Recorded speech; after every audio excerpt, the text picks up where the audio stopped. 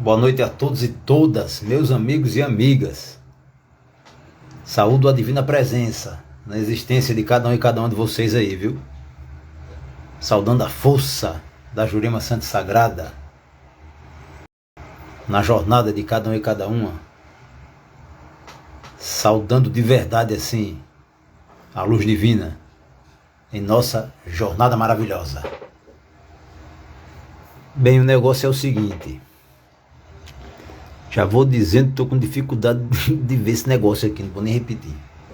Mas vou saudando a cada um e cada uma, viu? Caso vocês me mandem alguma mensagem, eu tentarei ler. Se eu não conseguir, me perdoe. Tá?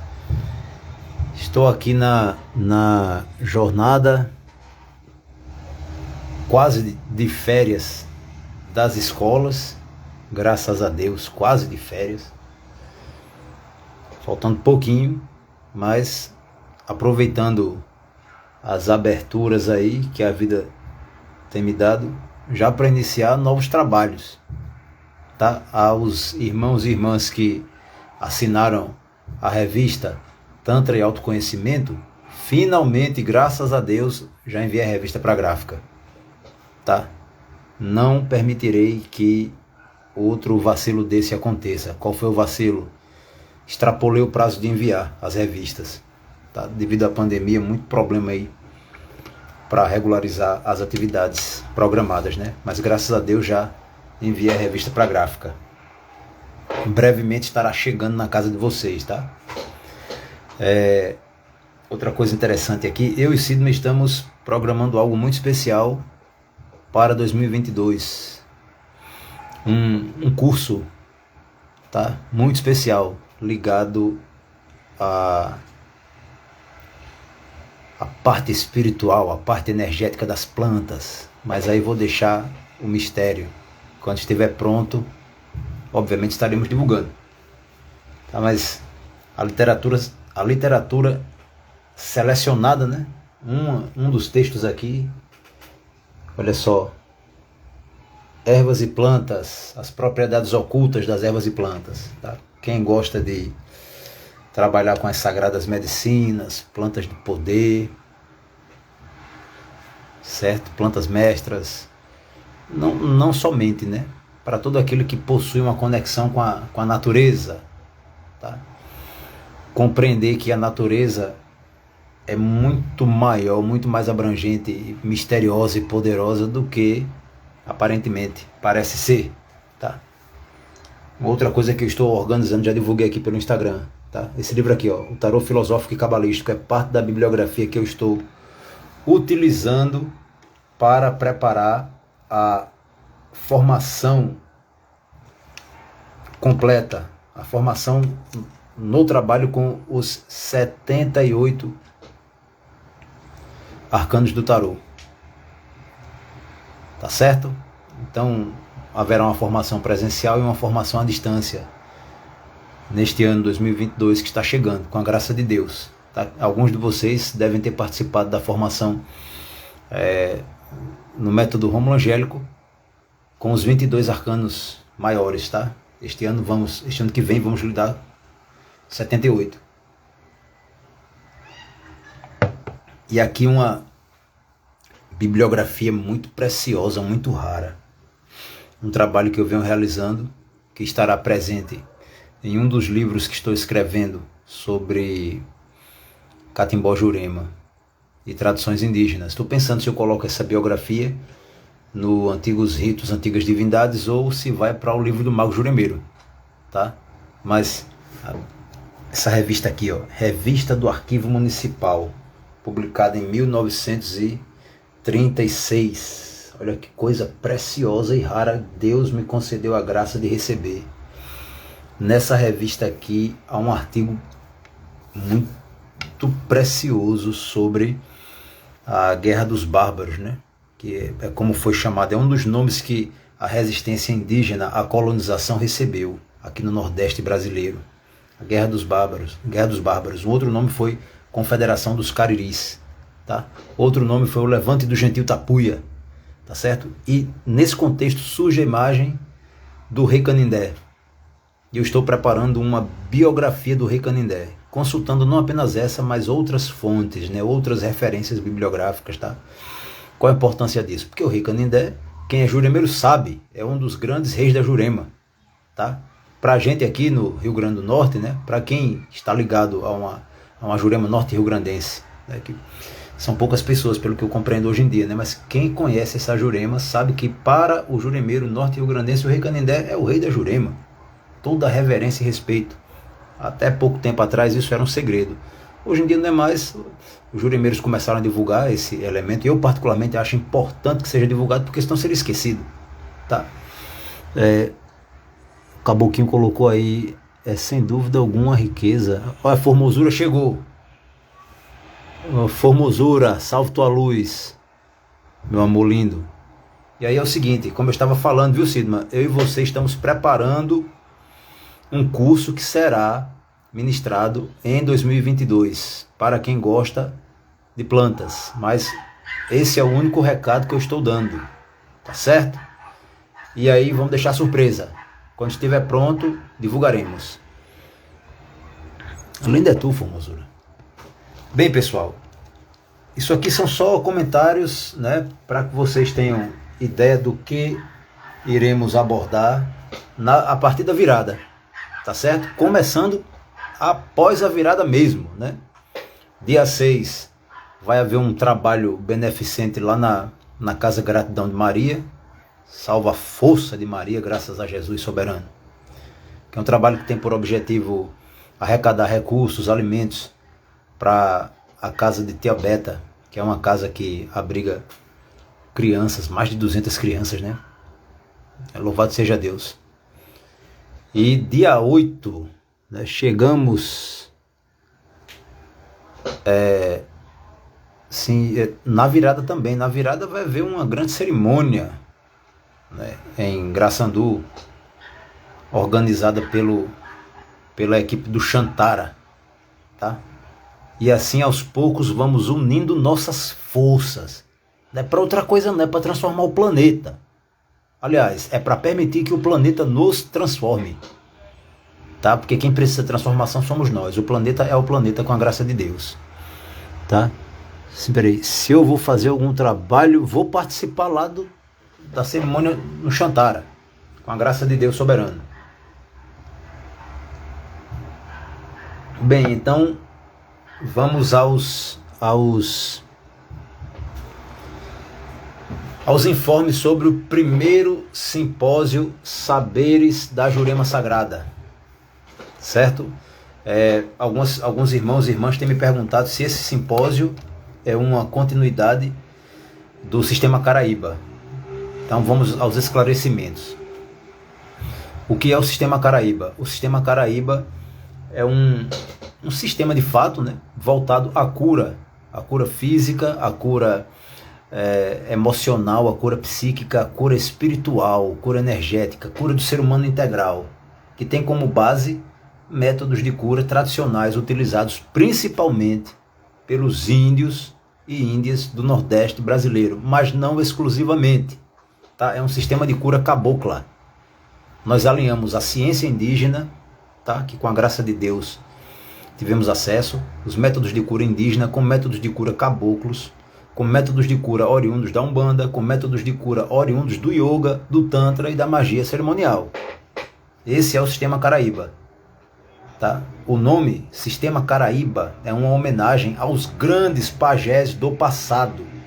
Caraíba, na língua tupi, no tupi antigo, significa homem santo. Não tem a ver com homem branco, tá? É homem santo. Então, ministramos neste ano 2021, com a graça de Deus, 4 formações no nível 1, intitulado Curandeiro, tá? Do Sistema Caraíba.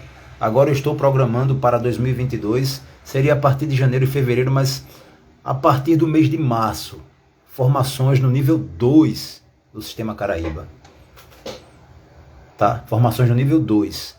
E aí eu pretendo, se assim Deus permitir, e a Jurema Santa Sagrada endossar, realizar algumas formações no nível 2 e outras formações no nível 1, tá? Mas apenas a partir de março. Tá certo? E aí, o que é o simpósio Saberes da Jurema Sagrada?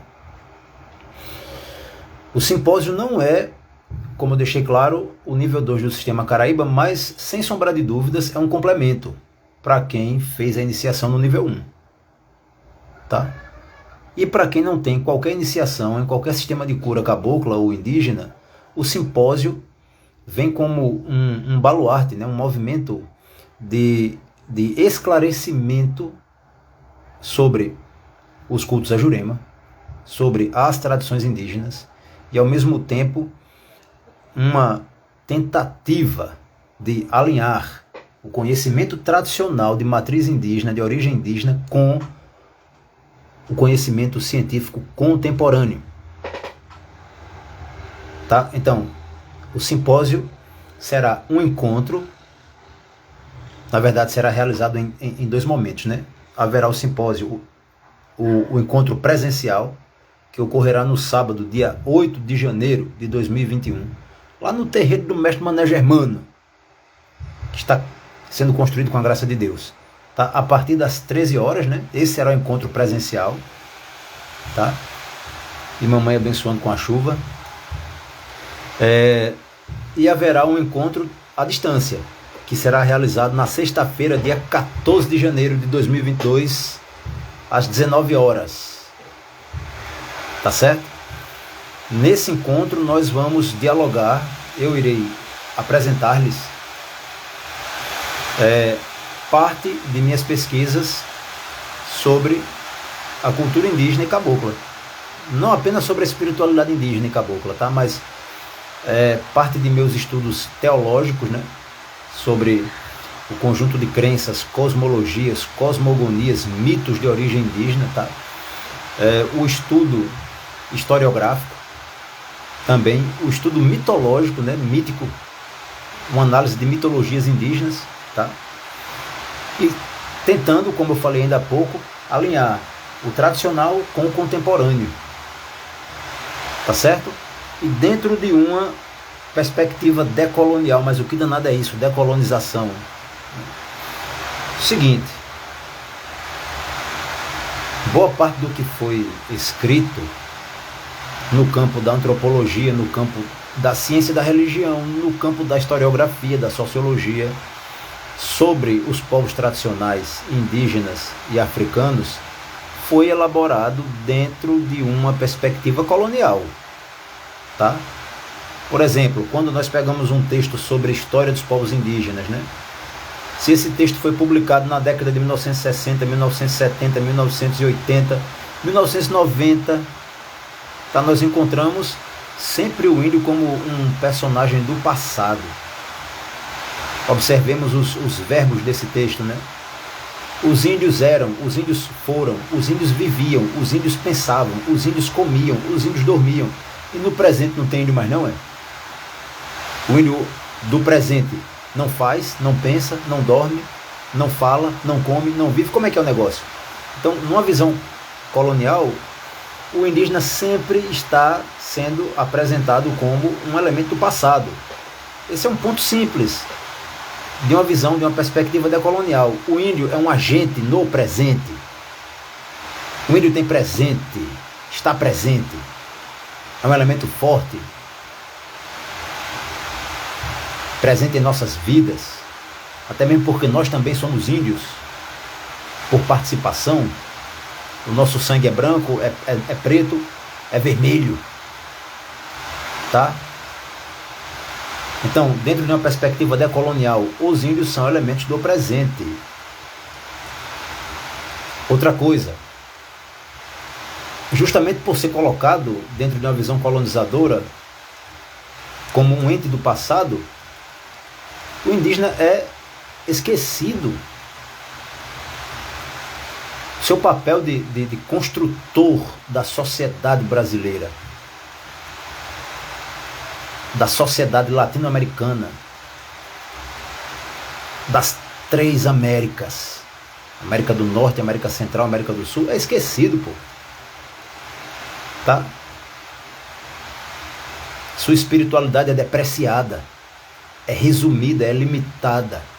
Sua cultura é colocada como extremamente rústica, a ponto de, infelizmente, alguns ignorantes, hoje ainda eu encontrei professores dizendo isso, pô, que fulano não é mais índio porque usa celular. É o cúmulo da ignorância. Quer dizer que o processo de globalização, o processo globalizador, extrapolou, ultrapassou todas as fronteiras. O afrodescendente não deixa de ser afrodescendente porque usa celular ou viaja de avião. O eurodescendente não deixa de ser eurodescendente porque dorme de rede, porque come peixe frito. E o índio deixa de ser índio porque usa um celular e um computador. Que arrumação é essa? Que coisa mais ridícula e absurda e pobre. Argumento pobre, que tenta depreciar dentro de uma visão colonial os povos indígenas, tá? Então, uma perspectiva decolonial é aquela em que o índio é presente. Como todos os seres humanos do planeta que existem hoje, o indígena também existe. Tá? E o que eu acho particularmente mais importante dentro de uma perspectiva decolonial, é importante que seja atribuído o real valor ao que provém dos povos indígenas e caboclos. O real valor, a força da língua. O real valor, a força biológico-cultural. A força espiritual. A força das medicinas indígenas. Muito mais poderosas, tecnologias muito mais avançadas do que os comprimidos que enlouquecem a população mundial aí. E tá todo mundo comprando, achando que é cura, e morre tomando, e enlouquece tomando, e apodrece tomando. Tá? Essa é a perspectiva em que pretendo realizar este simpósio. Tá? Opa, é o Cadu, salve tua força, Cadu.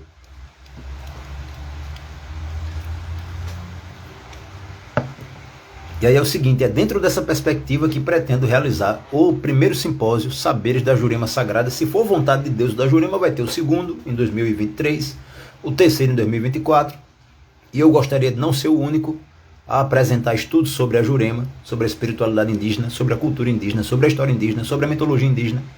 Eu gostaria que outros irmãos e irmãs juremeiros, ou não, tá? Xamanes ou não, ayahuasqueiros ou não, tá? Se envolvessem nesse movimento. Vamos valorizar, tá? Não apenas aquilo que o europeu semeou, tá certo? Vamos valorizar não apenas a herança africana, que já é muito vilipendiada, né?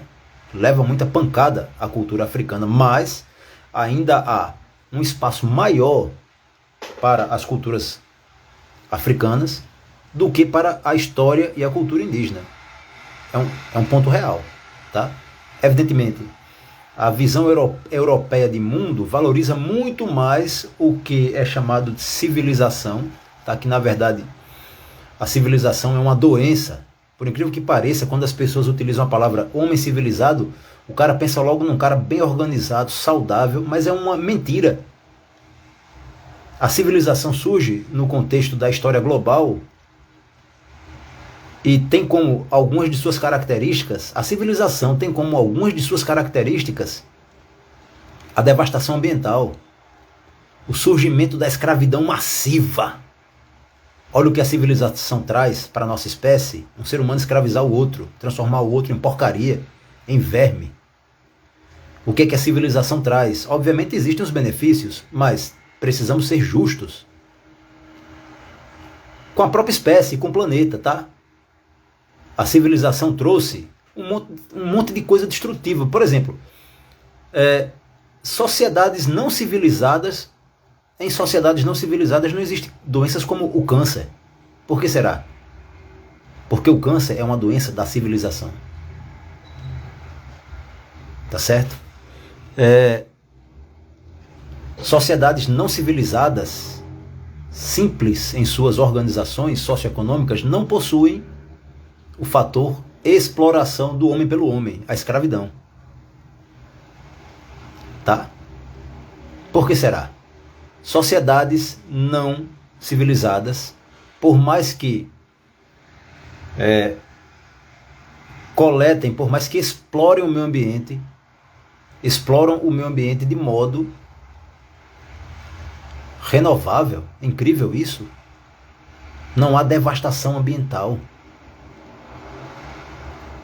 Existe devastação ambiental e poluição maciça, extrema, gritante, infernizante nas sociedades civilizadas. Tá? Então vamos dar a César o que é de César? Tá certo?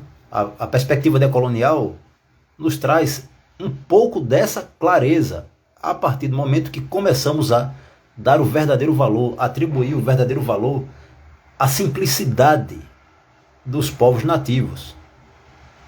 Tá certo? E, infelizmente, até o presente, os povos indígenas não têm a abertura necessária,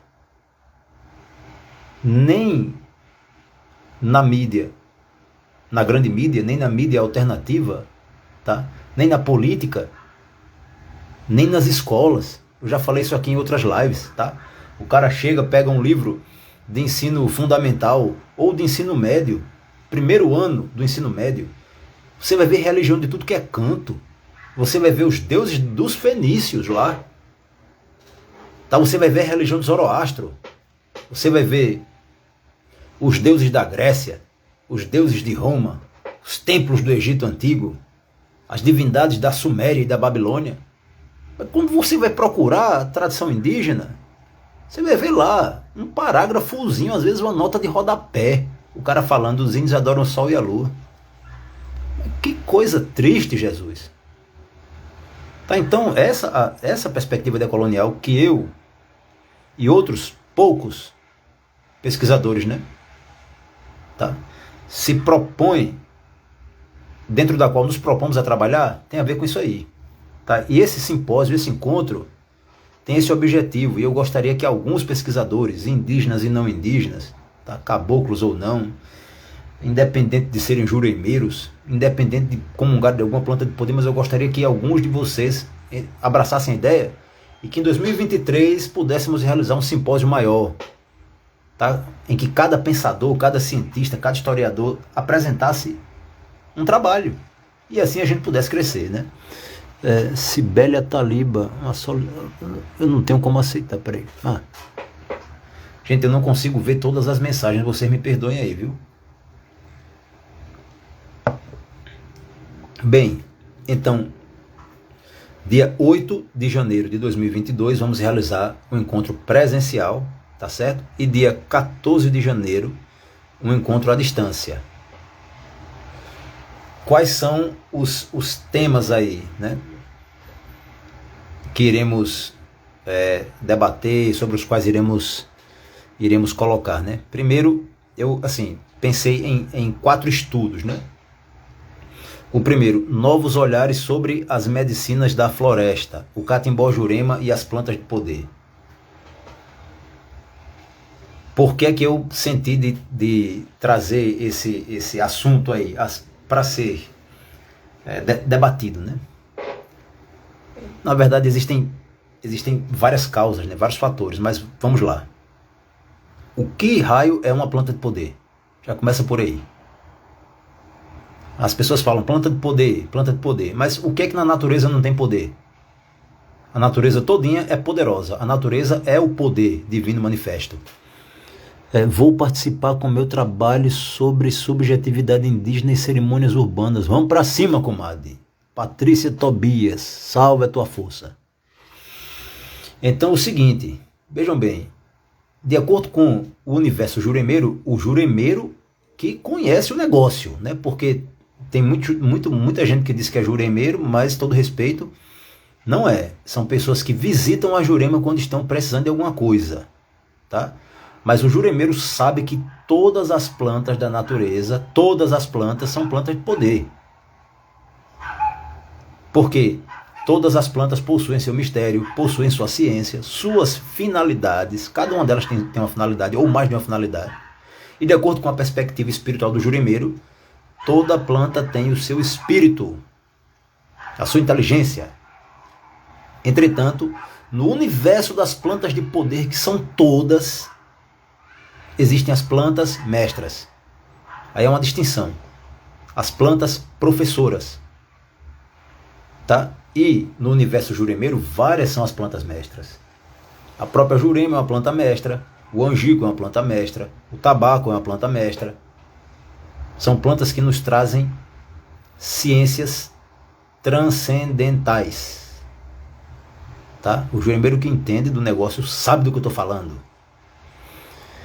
E no presente momento está ocorrendo no território brasileiro, com a graça de Deus, tá?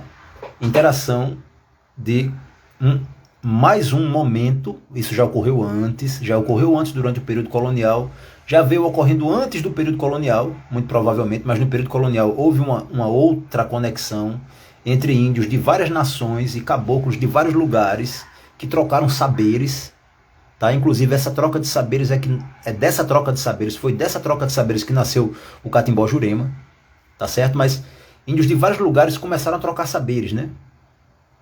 Trocaram medicinas, trocaram mitologias, trocaram ciências espirituais, tá certo? Uma outra troca de saberes ocorreu durante o ciclo da borracha, quando nordestinos iam trabalhar no norte e nortistas vinham trabalhar no nordeste, tá? Inclusive contatos entre ayahuasqueiros e juremeiros devem ter ocorrido nesse período. O Luiz da Câmara Cascudo cita alguma coisa do tipo, né? Mas fica muito sombreando ali. É importante que a gente mergulhe mais fundo nesses arquivos aí, né? Historiográficos e tal. Agora, no presente está ocorrendo uma nova reaproximação. A quarta, pelo menos que eu tenho contabilizado. E agora muito juremeiro começa a interagir com ayahuasqueiro. E vice-versa. Pessoas do Santo Daime interagindo com juremeiros. Juremeiros interagindo com o Santo Daime. Tá? E isso é um momento muito importante. Primeiro, é importante que um respeite o outro.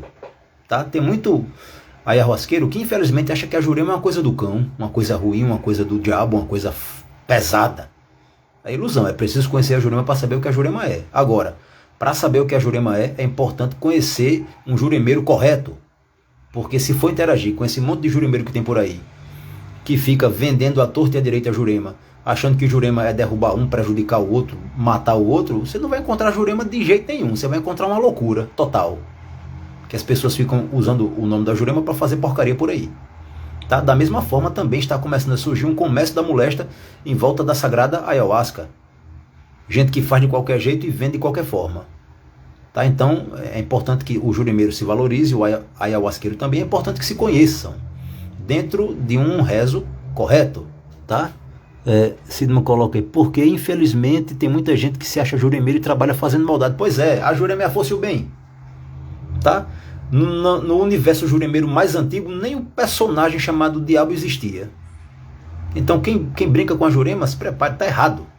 Mas o que eu estou querendo dizer é o seguinte: primeiro tema a ser estudado, né, a ser dialogado, sobre o qual pois é, jurema é amor, jurema é cura, jurema é saúde, jurema é vitória, resistência na honestidade, vamos vencendo em nome de Deus soberano. E aí o seguinte: novos olhares sobre as medicinas da floresta, o catimbó jurema e as plantas de poder. Vamos conversar sobre isso no simpósio, tá? Para que compreendamos, saibamos o que são plantas de poder. Dentro do universo das plantas de poder, o que são as plantas mestras. Como se relacionar com as plantas mestras. Qual a importância da história dessas plantas em nossa sociedade. Pelo amor de Deus. Outra coisa que eu percebo, da mesma forma que eu percebo que alguns irmãos e irmãs do universo ayahuasqueiros não compreendem bem a jurema e acham que na jurema tem coisa ruim, tem trevas, não sei o que, também tem muito juremeiro que não compreende a ayahuasca, tem muito umbandista que não compreende a ayahuasca, que quando descobre que o cara comunga ayahuasca diz, aqui no terreiro não, pode sair. Mas por quê? Peraí, a umbanda sagrada, a jurema sagrada se arvora de ter origens indígenas e menosprezam a medicina indígena? É uma contradição. Tá? Então, pode ser indígena até um certo ponto, mas quando fala numa planta de poder, deixa de ser indígena? A jurema merece respeito e não é comércio, como demais medicinas também não são. Perfeitamente, concordo com o Caboclo Adler. Agora, o que estou querendo dizer é o seguinte: é importante que o juremeiro também compreenda essa nova, atual perspectiva, essa visão contemporânea que traz vagarosamente uma importância do trabalho com as plantas de poder para melhora, quero dizer, dos indivíduos e da sociedade de modo geral, porque através do trabalho com as plantas de poder, pessoas estão vencendo vícios em drogas pesadas. Através do trabalho com as plantas de poder, pessoas estão se reconstruindo, estão se renovando, estão aprendendo a amar umas às outras, estão aprendendo a respeitar o meio ambiente, estão aprendendo a respeitar as religiões, estão abrindo os olhos, a alma e a mente para uma nova forma de vida mais amável, mais harmônica, mais bonita, tá? Uma coisa que eu acho interessante obviamente, eu acredito que por ignorância, ninguém pode tecer comentários sobre tradições que fazem uso de plantas mestras de poder sem conhecê-las. Tá? Vou dizer aqui, há anos atrás, vou dizer aqui só para citar um exemplo, alguém andou dizendo por aí que no terreiro que eu dirigia, eu servia uma droga perigosíssima. Mas que droga perigosíssima é essa? Ignorância é o nome da droga. Eu não sirvo ignorância. Nunca servi ignorância a ninguém. Porque eu aprendi, com a graça de Deus, a ajudar pessoas a saírem do poço da ignorância. Tá? O que eu ministro é uma medicina da floresta, que os meus ancestrais, há mais de 500 anos atrás, ministravam. E essa medicina é a Jurema Sagrada. Sacramento da minha religião. Não admito. Um babalorixá, pai de santo, pode ter 100 anos de estrada, mas humildemente falando, respeita a Jurema, respeita a medicina. Se acha que Jurema é droga, se acha que a Ruda Síria é droga, que a Ayahuasca é droga, não está entendendo bem da força da natureza, não. Então, nunca é tarde para aprender. Encarnamos neste planeta para aprender e vamos continuar aprendendo neste e em outros mundos de Deus. Deixa eu tentar ver aqui o que é que... Isso é real total, Rômulo Angélico, mestre Rômulo, suas palavras me confortam o coração na sagrada justiça. Vamos para cima. Salve nossa força, salve nossa força, salve nossa força. Te amo muito, Pai, também te amo, Caboclinho. Salva as tuas bandas e as nossas. Salve sua força, vamos para cima. Bem, o negócio é o seguinte. Então, esse esclarecimento é um ponto crucial. E é a partir dele, para onde é que a gente vai? Tá? Aí tá lá, o mestre vem no terreiro e canta. Salve a força da Jurema. Já falei disso em outra live. E o babalorixá não sabe que força é essa. Como é que pode? Eu venho da Jurema. E onde é que fica a Jurema? E o que eu acho pior, a Ayahuasca e a Jurema ajudam de verdade muita gente a sair das trevas total, meu irmão. Sob a dirigência de um mestre responsável, de um pajé responsável, a Jurema e a sagrada Ayahuasca ajudam muitas pessoas a saírem das trevas, do vício, do crime, da ilusão. Agora, se a gente não tomar cuidado, e aí mais um ponto que traz importância para um encontro como esse, né? Unir forças, porque se a gente não tomar cuidado, vão começar a comercializar Jurema e Ayahuasca como se fosse refresco. E aí uma coisa é dentro de um trabalho espiritual ou até de um trabalho clínico terapêutico, o camarada beber uma planta, né, para se trabalhar e melhorar. Outra coisa é o cara ficar bebendo para ficar passeando por aí. Que eu já vi cada aberração, sabe? Eu já vi umas aberrações aí incríveis. Pessoas que não descobriram o segredo da Jurema começaram a aplicar a Jurema no músculo. Ou misturar a Jurema com comprimido para tentar entrar numa força misteriosa. Pelo amor de Deus, tá? Pelo amor de Deus. Substituir uma ignorância pela outra é da pesada. Então nós que temos um esclarecimento mínimo assim, ó, pequenininho, firme no rezo. A responsabilidade que está em nossas mãos é enorme. Não temos tempo para brincadeira, nem temos tempo para ficar com debates sobre isso e aquilo outro. Não é porque minha casa trabalha assim, casa de fulano trabalha assado e não sei o que, não sei o que. Cada um trabalha de acordo com a orientação que recebe do alto, mas que não deixe de trabalhar. Vamos para cima. Já acontece muito disso na atualidade. Sim, esse é o grande perigo, né? Porque se a gente não tomar cuidado, vai seguir feito uma loucura total se espalhando por aí. Bem, então, essas plantas esses universos culturais e espirituais estão interagindo, né? Interagindo de que ponto? Interagindo de que forma? Em um terreiro do Santo Daime se canta para Jurema. Ó, coisa linda. Que reverência. Salve, mestre Irineu Serra. Que reverência belíssima. Tá, e por que numa casa de Jurema não se pode saudar o Santo Daime? Por que não pode? É claro que pode. A Mãe Natureza é uma só. Tá? Dentro da regência da Jurema, é claro que se pode. Se a Jurema aceita, viva. Tá? Salve tua força. Bem, outra coisa interessante.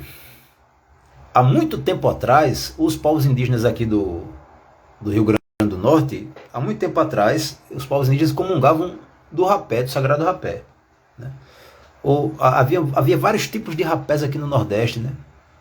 Depois de um tempo, o rapé se tornou uma coisa atribuída aos velhos. Aquele velho ali toma rapé para ficar espirrando. Com a reaproximação, aliás, com a chegada de povos ayahuasqueiros aqui no Nordeste, a sagrada medicina, que nós chamamos rapé, voltou a ser utilizada, voltou a ser comungada. Tá? E muita gente comunga do rapé. Uma tecnologia avançadíssima, como deixa claro nossa amiga Ayani, salve a força dela.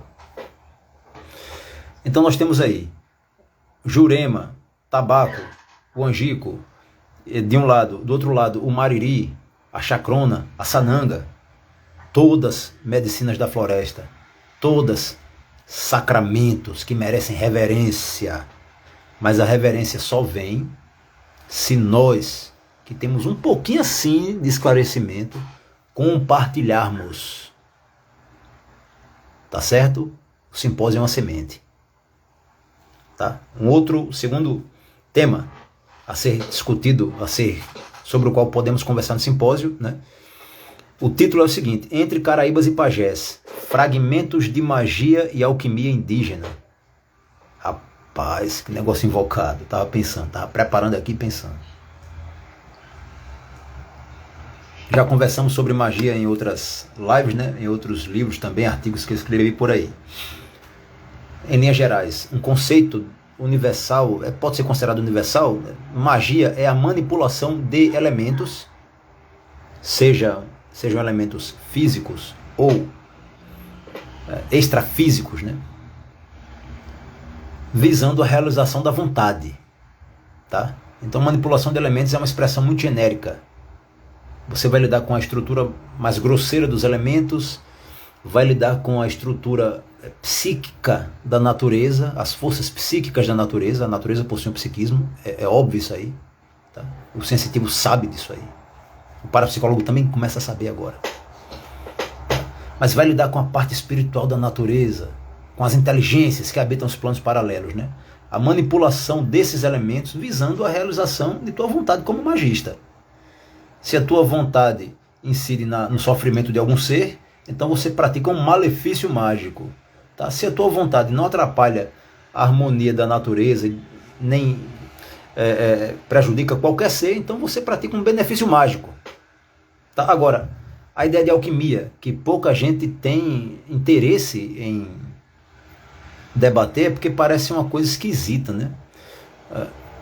Isso é fora de moda, isso é impossível. O que é que os alquimistas buscavam? Os alquimistas buscavam basicamente 3 coisas, né? Transformar metais inferiores em ouro. Tá? E aí existe uma interpretação filosófica dessa coisa, né? Transformar metais impuros no puro ouro espiritual. Ou seja, uma transliteração aí, uma analogia, tá? Om Mani Padme Hum. É alquimia, pô. O lótus nasce da lama, do lodo. É alquimia filosófica, existencial. Tá? Um dos objetivos dos alquimistas era transformar esses metais impuros em puro ouro espiritual. Metais impuros, a paixão, os vícios da alma, o desejo desenfreado, tá? A megalomania, transformar isso aí em ouro espiritual, em bonança, em amor, um amor que não se mede mesmo, tá? Por todos os seres, por toda a espécie, pela existência, enfim. Mas, em linhas gerais, transformar metais impuros, né? Metais inferiores, quero dizer, em ouro ou prata. Um outro objetivo dos alquimistas é a aquisição de um remédio para todos os males, que eles chamavam de panaceia universal. Tá? E um outro seria o elixir da vida eterna. O cara permanecer vivo para sempre. Tá? E aí eu coloquei, né? Fragmentos de magia e alquimia indígena, como subtítulo aí desse debate, dessa conversa, né? Mas onde nós podemos encontrar magia indígena? É só observar, pô, os trabalhos da própria Jurema, magia cabocla, o tempo todo. Não vou nem citar aqui, tá? Quem vai num terreiro de Umbanda, um terreiro de Catimbó Jurema, uma casa de catimbozeiro, sabe que a Jurema é rica demais nisso. Tá? Quem estudou Abramelin, Cabala, Teurgia, Goécia, chega na casa de um catimbozeiro, não sabe nem o que ele está fazendo, porque a Jurema tem sua própria cabala, tem sua própria magia, desconhecida por muita gente. O cara prepara um pentagrama do tamanho do mundo e bota a vela para cima e para baixo, tal, e o juremeiro vai lá, pega a folha, molha com mel, acende uma vela vermelha num canto, solta a pólvora no outro. É o sistema mágico dele, a manipulação de elementos visando a realização da vontade, tá? O que acho muito interessante é a Jurema ser tão integrada com a magia cabalística. Quão antiga... Rapaz, essa interação da Jurema com a cabala ocorreu durante a colonização, principalmente a partir do século XVII, século XVIII, quando levas e levas de judeus marranos foram trazidos da Europa para cá. E os judeus marranos eram judeus que eram convertidos à força, né, ao cristianismo, e na margem ali, à margem da sociedade, eles permaneciam praticando cabala. E rolou uma conexão bem forte aí com os índios, de modo especial os tapuia do sertão, que eram juremeiros, né, graças a Deus, com esses judeus. E quase ninguém fala disso, né? Quase ninguém fala.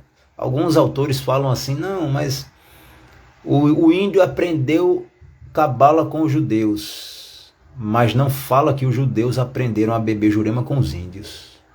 Vamos decolonizar, por favor? Tá? O negócio foi tão forte que, dentre os reinos da Jurema, você encontra um reino chamado Cova de Salomão. E encontra um rei da Jurema, chamado Rei Heron, que é um rei cabalista. Oh, coisa linda, maravilhosa. Papai do céu, muito obrigado. Muito obrigado, mamãe. E aí é o seguinte, quando nós nos referimos à alquimia indígena, no caso, a alquimia indígena e a alquimia cabocla, né? Nós encontramos aí a busca por uma panaceia universal, né? As garrafadas do sertão são panaceias universais. As antigas, principalmente. Essas agora que vendem no mercado, não boto muita fé não, sabe? Muda o rótulo, mas parece que fica a mesma coisa. Mas quando eu era menino, ainda alcancei, né? E no interior a gente ainda encontra. O camarada faz um remédio com planta que, de acordo com a ciência dele, cura tudo. É uma panaceia universal. Não vou dar detalhes agora, tá? E sobre essa questão de transformar elementos impuros em vida, em ouro espiritual, minha nossa, as tradições caboclas são cheias disso. Medicamentos que são feitos inclusive com fezes de animais, tá? Com insetos, com cachaça, que para muita gente é uma coisa viciante e tal. O caboclo transforma em medicina, mas alguém pode dizer, mas que ignorância, quem danado vai ministrar fezes? Aí eu vou dar aqui um exemplo do que para mim é uma grande prova do poder alquímico dos nossos ancestrais indígenas. Alguém aqui já ouviu falar da terra preta de índio? É um tipo de terra que até o presente momento vem sendo estudado por cientistas do Brasil e de outras partes do mundo, e ninguém conseguiu desvendar o mistério por completo. Tá? É uma terra que existe no Amazonas. Quilômetros e quilômetros de terra preta de índio. Muito interessante a presença de cristãos novos e judeus marranos no Seridó, e aqui no Alto Oeste é bem forte, sim. Pois é. Bem, mas o que danado é a terra preta de índio? Simplesmente o seguinte, resumindo aqui a história. O solo do Amazonas, o solo de parte considerável do território amazonense não era tão fértil. Tá? Havia escassez de verde. Há milhares de anos atrás, escassez de verde. O solo não tinha nutrientes suficientes. E alguns índios criaram um tipo de solo extremamente fértil, que é chamado hoje em dia de terra preta de índio. A princípio acharam que esse solo havia sido formado naturalmente, né? E tal. Só que pesquisadores contemporâneos começam a afirmar que o solo é uma criação, foi uma criação humana, porque encontraram no solo fértil, prenhe de vida, viçoso, encontraram dejetos humanos, dejetos animais, restos de ossos, restos de peixes e cerâmica. Que mistura, meu Deus! Agora, produzir isso em pequena escala, em pequena quantidade, e detalhe, cientistas europeus estão tentando recriar em laboratório até agora e ninguém consegue. Tá? Isso pesquisa atual, acabei de ler um texto sobre isso, um livro sobre isso. Feliz da vida. Isso me deixa feliz. Tá? Vamos decolonizar esse negócio? Tá? Para tirar a imagem de que o indígena era ignorante, meu Deus. Eu ouvi um arqueólogo uma vez, numa palestra, falando para um monte de gente que o indígena aqui do Rio Grande do Norte não sabia de nada, que aprendeu tudo com português. Rapaz, esse cara estudou aonde, pelo amor de Deus? Poxa vida, rapaz. Que é isso, hein? Chego já na relação de Jesus com a Jurema. Bem, então, essa terra preta de índio simplesmente existe em quilômetros e quilômetros de extensão. Quem danado preparou, quem danado produziu, quem danado espalhou isso pelo território amazonense, para que o Amazonas pudesse ser o que é hoje, tá? Quer alquimia mais poderosa que essa? Vamos conversar sobre isso no simpósio. Os caras agora estão querendo vender a terra preta do índio. Estão querendo vender. Estudos agroecológicos comprovaram que a floresta amazônica foi um deserto e só possui a riqueza que possui porque foi uma vegetação composta por populações nativas. Sim, houve todo um trabalho, muito provavelmente de civilizações bem antigas que estiveram aqui, sociedades organizadas de modo civilizador, mas, por incrível que pareça, não destrutivas, o inverso da coisa. Sociedades que, ao invés de devastar o que havia, ecologizaram a coisa. Neologismo aqui para vocês. Pois é. E aí, a terra preta do índio é uma criação indígena, uma criação de uma alquimia que ninguém consegue copiar. Tá? Ninguém conseguia copiar aqui o que as índias do Nordeste, do Rio Grande do Norte, faziam. Preparavam um cauim com saliva. O francês tinha nojo. O francês, que tinha os dentes podres, tinha nojo. Obviamente que ele tinha nojo, né? E tentou produzir o cauim num laboratório e deu errado. Nem de longe ficou tão saboroso, de acordo com os relatos dos antigos cronistas, como o cauim que as índias preparavam, cuspindo e deixando a saliva ali enterrada, dentro de um pote. Tá, mas esse é outro ponto da alquimia indígena.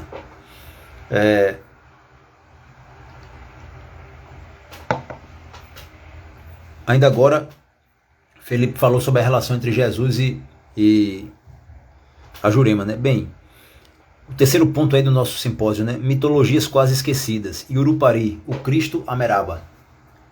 Olha só, essa relação entre Jesus e a Jurema provavelmente é bem antiga. Tá?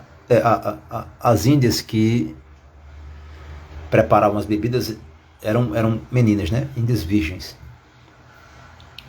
Havia essa orientação, né?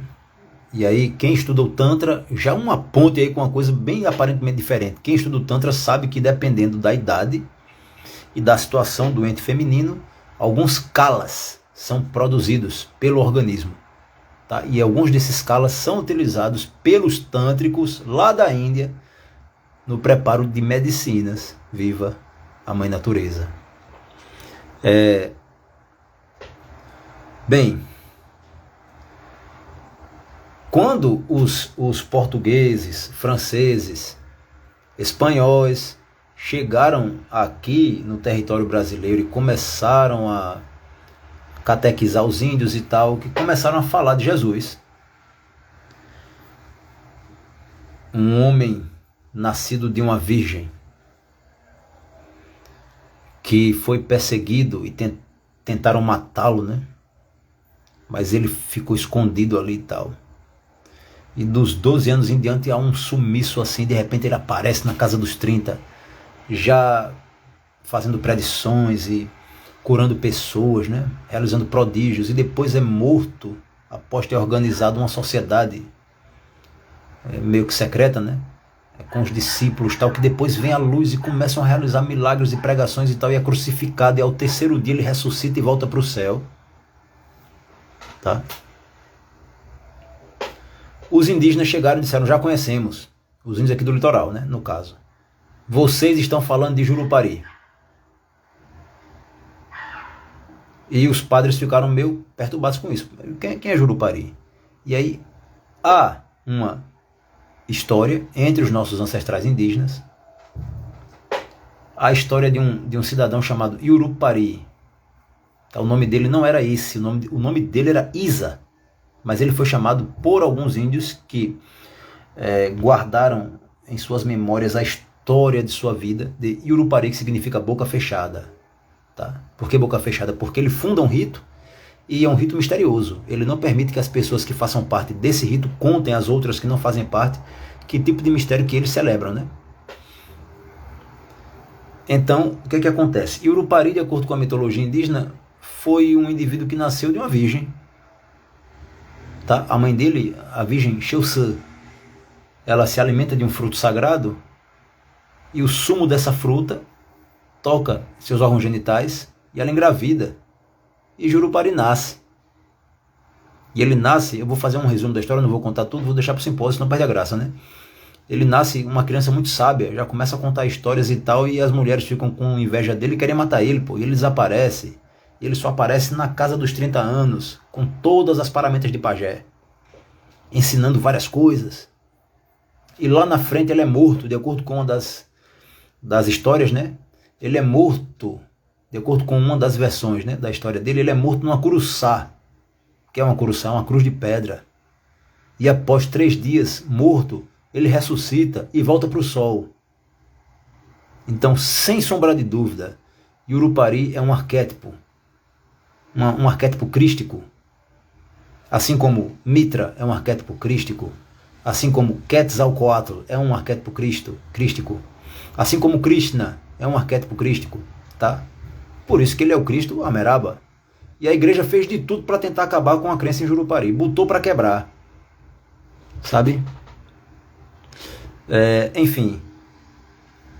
Quando o português cristão adventício chega ao Brasil e apresenta o seu sagrado, considerável parte dos indígenas reconhecem a sacralidade daquilo que os portugueses estavam apresentando e abraçou esse sagrado. Outra parte dos índios não queria misturar, exigia respeito à sua própria perspectiva do sagrado e foi forçada a se converter. Tá? E outra parte simplesmente não queria contato, não queria saber, e ia cada vez mais para dentro da floresta para tentar preservar suas tradições espirituais do jeito que a receberam dos antepassados, né? Mas o que é que acontece? Por uma via ou outra, Jesus Cristo entra na Jurema. A crença em Jesus entra na Jurema. Tá? E aí, a ideia que o juremeiro tem de Jesus. Que ideia é essa, né? Que o juremeiro tem de Jesus? Esses pontos aí eu vou deixar para a gente dialogar no simpósio. Tá certo? Quando estivermos conversando sobre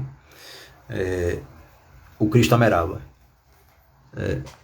Fico muito grato mesmo. Raul, salve tua força, caboclo.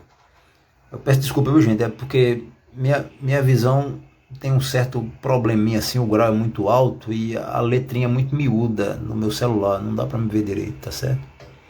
Bem, para finalizar, como é que eu pretendo finalizar esse simpósio, né? Realizando uma retrospectiva de minha jornada na Jurema. Ao mesmo tempo, reverenciando minhas mestras, minhas professoras no Catimbó Jurema, meus professores. Tive muito mais mestres juremeiros do que mestres. Tá? Jurema, pelo menos em Canguaretama, é uma tradição que tem muito mais mulheres liderando do que homens, né? Não é por menos, é a Mãe Divina se manifestando, tá? Mas reverenciando com a graça de Deus, por honra e glória dele, Severina de Cutia, Comadre Nanu, Mestra Geralda, Mestre Manuel Daniel, Mestra Maria Fernandes, minha mestra, tá certo? Madrinha Neta, minha mãe, tá? Na Umbanda e na Jurema, reverenciando todo esse povo antigo que me ensinou o pouquinho que eu sei, com a graça de Deus. Vou finalizar o simpósio cantando alguns dos pontos que eu aprendi lá no começo da jornada. Vou fazer uma seleção desses pontos. E como é que vai se dar isso? Deixa eu ver aqui. Há algum registro histórico entre o encontro de vaqueiros católicos do sertão? Sim, há vários registros, porque a expansão, principalmente a partir do século XVII, sabe? Devido ao clima sertanejo, um clima que não facilitava para a agricultura. Os portugueses se concentraram na criação de gado. E nesse mesmo período as missões católicas vão entrando ali aos pouquinhos para conhecer os povos considerados tapuia e difundir o evangelho também entre eles. Tá? A grande maioria dos criadores de gado que foram ao sertão eram católicos, certo? Eu não sei o que é spoiler, velho. Me desculpa a onda aí, eu não sei o que é spoiler, Rogério. Bem, então eu vou finalizar. Suas inferências são sempre de grande contribuição e eu fico feliz por estar prestando. Tá? No dia que eu não estiver prestando, Papai do Céu, por favor, me leve para outro lugar. Então eu vou encerrar o simpósio cantando para Jurema. Tá? Mas como é que vai ser esse cântico, essa cantoria? Quem vai participar do encontro presencial no dia 8 de janeiro, vamos cantar, realizar esse estudo cantado na força da Jurema, com permissão do Pai Celestial e da Mãe Divina. Tá certo? Quem vai participar à distância não vai ter como comungar a Jurema comigo, tá? Mas mesmo assim, irei realizar essa cantoria para que vocês conheçam o Catimbó Jurema Norte Rio Grandense. Tá certo? Existem famílias de Catimbó aqui no Rio Grande do Norte, famílias de Catimbó em Pernambuco, famílias de Catimbó no Ceará, famílias de Catimbozeiro na Bahia, tá? Cada rama tem suas características próprias, mas todas possuem características universais, porque todas são jurimeiras, tá? Eu apresento aquela em que, com a graça de Deus, eu fui e estou sendo formado, tá? Que é um Catimbó Jurema que possui uma ascendência norte-rio-grandense. Tá certo? Bem, então o movimento é esse. Caso algum de vocês, salve tua força, Felipe, Viviane, Adlen, salve a força de cada um e cada uma de vocês. Tá? Caso vocês sintam no coração de participar desse encontro, tá certo? Mantenham contato comigo pelo Instagram, direct ou pelo WhatsApp, tá bom? E aí a gente fazemos as inscrições. Estou preparando um certificado para quem participar, tá certo? Obviamente, é um certificado que entra na categoria curso livre, tá? Alguém pode perguntar, mas o MEC tem a ver com isso? É claro que não tem a ver. Curso livre é algo legal, tá certo? É algo que nós, formadores de cursos livres, temos chancela para ministrar, Tá aí o certificado, tem a finalidade de comprovar que você aprendeu determinada coisa comigo. Tá certo? As cerimônias podem ser registradas como, Rogério? Você quer dizer... Sim, vocês podem entrar em contato com a formosura também. Pode falar com o Sidney aí. Tá? Pelo Instagram ou pelo WhatsApp. Podem ser... Você quer dizer se elas podem ser filmadas? Se for, não tem problema. Pode ter problema talvez com alguém que esteja participando, né? Que não queira aparecer na filmagem e tal. Mas por mim não tem problema nenhum, né? Graças a Deus, eu estou completamente, totalmente entregue nas mãos da mamãe Jurema, minha mamãe. E eu sou muito feliz da existência. Tá? Vou dizer que é uma coisa, todo respeito e reverência a todas as religiões que existem no planeta. Eu amo demais o Tantra, demais. Meu Pai Celestial sabe. Amo demais o cristianismo de Jesus. Não estou falando do cristianismo louco que inventaram depois de Jesus, não. É o Evangelho. É o Sermão da Montanha. É o cristianismo de Jesus, tá?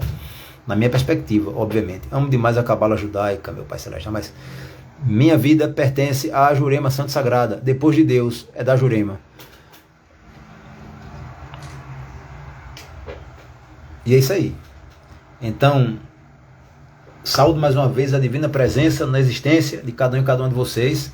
Esta live vai ficar arquivada aí no meu perfil do Instagram e vai ficar também no canal Arqueologia do Sagrado no YouTube, tá certo? E vou dizer aí novamente, quem quiser estudar, quem quiser conhecer a Jurema, tá?